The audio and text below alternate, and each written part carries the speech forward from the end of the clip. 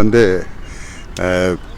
பேருந்துகளில் எல்லா பேருந்துகள்லையும் மகளிருக்கு இலவசமாக பயணம் செய்யலாம்னு அறிவித்தார். ஆனால் அந்த பேருந்தை வந்து அரசுடைமை ஆக்கின தலைவர் நம்ம கலைஞர். அதனால் பேருந்தில் இன்றைக்கி மக்கள்லாம் அரசு பேருந்தில் பயணம் செய்கிற எல்லாரும் நன்றி செலுத்த வேண்டியது கலைஞருக்கு தான். அதே மாதிரி பிளானிங் கமிஷன் அப்படிங்கிறத ஆரம்பித்தது கலைஞர் தான், திட்டக்குழு அப்படிங்கிறத.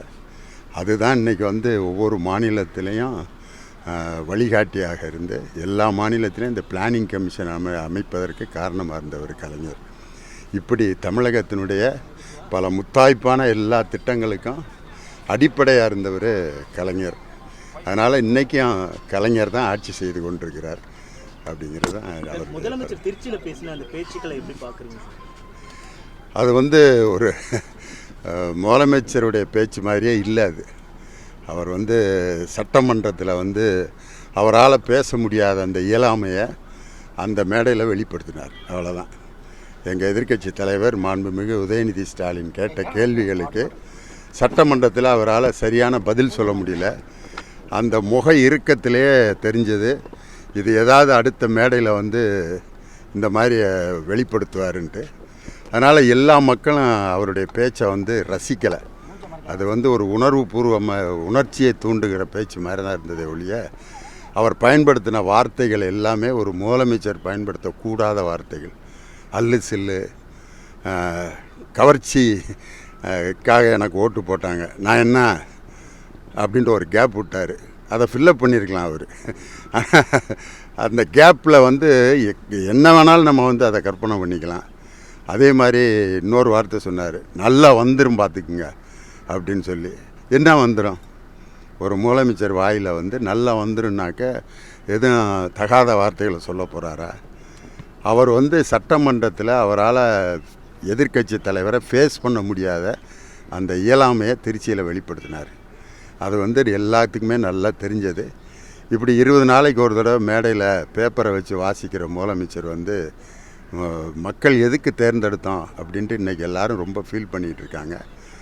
இது வந்து சினிமா கவர்ச்சி அப்படிங்கிறது வந்து அவர் எத்தனை தடவை வந்து அவர் தலைகளானாலும் சினிமா கவர்ச்சியில் தான் வந்து ஓட்டு போட்டாங்க.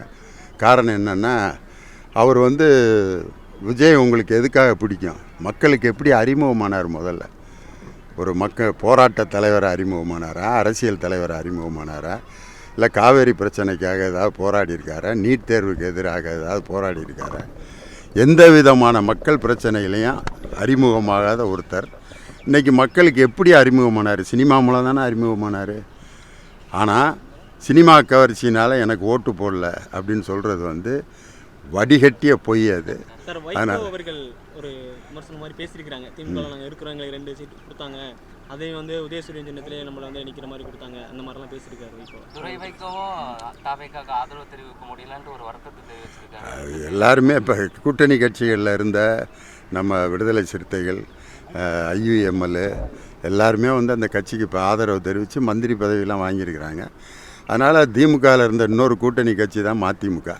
அதுவும் அப்படி போகிறதுல வந்து ஒன்றும் பெரிய ஆச்சரியம் கிடையாது. இது வந்து ஒரு பெரிய வைகோ இப்படி பேசுகிறது ஒரு வியப்புக்குரிய விஷயமே இல்லை. இது எதிர்பார்த்தது தான். வைகோ வந்து இப்படி பேசுவார் அப்படிங்கிறது திமுககாரங்க எல்லோரும் எதிர்பார்த்த ஒரு விஷயந்தான். இப்போ இருக்கக்கூடிய முதலமைச்சர் ஆட்சிக்கு வரதுக்கு முன்னாடி ஒரு நிலைப்பாட்டில் இருக்கார், ஆட்சிக்கு வந்ததுக்கப்புறம் ஒரு நிலைப்பாட்டில் இருக்கார். ஆட்சிக்கு வரதுக்கு முன்னாடி மக்கள் சந்திப்புக்கு காவல்துறை அனுமதி வழங்கலான்ட்டு ஒரு 5000 பேர் சந்திக்கிறாரு. திருச்சியிலையுமே அந்த 5000 பேர் மட்டும்தான்.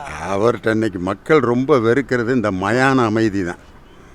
எதுக்காக இப்படி 20 நாள் அமைதியாக இருக்கார், எதுக்குமே பதில் சொல்லாமல் இருக்கார்? ஒரு முதலமைச்சர் இப்படி அமைதியாக இருக்கிறது வந்து மக்களுக்கு மிகப்பெரிய வெறுப்பை தான் கொடுக்கும். ஒரு 20 நாள் 30 நாளைக்கு ஒரு தடவை மேடையில் பேசுகிறது, திருப்பி அமைதியாகவே இருக்கிறது, எந்த பிரச்சனைகளுக்கும் இது வரைக்கும் அவர் பதில் சொல்ல. திருவள்ளுவருடைய காவி ஆடை அணிஞ்சதுக்கு பதில் சொல்ல, மேகதாது அணைக்கு பதில் சொல்ல, அதே மாதிரி இப்போ மத்திய அரசு அறிவிச்சிருக்கக்கூடிய தொகுதி மறுசீரமைப்புக்கு பதில் சொல்ல, எதுக்குமே அவர் வந்து பதில் சொல்லாமல் கல்வி PM ஸ்ரீ ஸ்கூல்ஸ் ஆரம்பிக்க போகுது, அதுக்கு எதுவுமே பதில் சொல்ல. நீட் தேர்வுக்கு என்ன செய்ய போகிறாரு, பதில் சொல்ல. எதையுமே சொல்லாமல் DMK வர்சஸ் TVK. இது வந்து எப்போ இது எலெக்ஷனுக்கு முன்னாடி பேச வேண்டியது, எலெக்ஷனுக்கு பிறகு ஏன் அப்படி பேசுகிறாருன்னு தெரியல. காரணம் அதை தவிர அவருக்கு வேறு எதுவுமே தெரியல அப்படிங்கிறது அவருடைய குளோபல் இக்னரன்ஸை வந்து வெளிப்படுத்திட்டார் திருச்சி. செய்தியாளர் சந்திப்பையே மறக்கிறார். ஆமாம், செய்தியாளரை சந்திக்கிறது தான் வந்து மக்களுக்கும் ஒரு ஆட்சி தலைவர்களுக்கு இடையில பாலமாக இருக்கிறதே நீங்கள் தான். ஆனால் உங்களை அவர் சந்திக்க மாட்டேன்னு சொல்கிறது மக்களை சந்திக்கிறதுக்கு தயாராக இல்லைன்னு அர்த்தம். அதனால் இப்படி ஒரு இன்வேலிட் முதலமைச்சர்.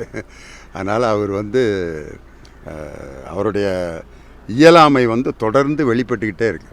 அவர் வந்து ஒரு நடிகர் தான் அப்படிங்கிறத தொடர்ந்து நிரூபிச்சுக்கிட்டே இருக்கார். அவர் ஒரு அரசியல் தலைவருங்கிறத மறந்துடுறார். Thank you sir.